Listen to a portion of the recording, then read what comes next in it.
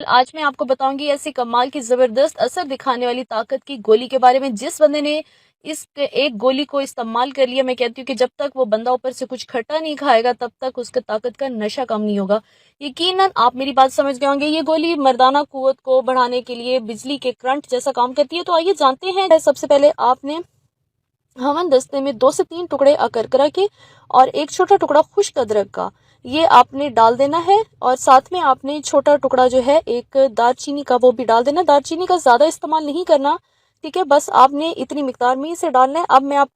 अब आपने इन तमाम चीजों को अच्छे तरीके से कूट लेना है और इनका सफूफ तैयार कर लेना है। ये बिल्कुल इस तरीके से सफूफ इसका तैयार होगा। अब आपने क्या करना है कि तमाम चीज़ों में आपने थोड़ी सी मिकदार में शहद शामिल कर देना है। बस इतनी मिकदार में बहुत है।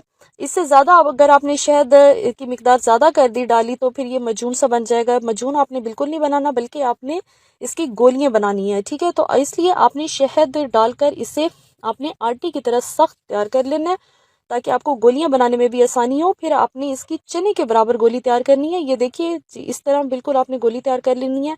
बस आपने एक गोली नीम गर्म पानी के साथ खाने के 2 घंटे बाद आपने इस्तेमाल करनी है। इसको आपने ठंडे पानी के साथ या फिर दूध के साथ इस्तेमाल नहीं करनी, ठीक है। ये बेपनाह ताकत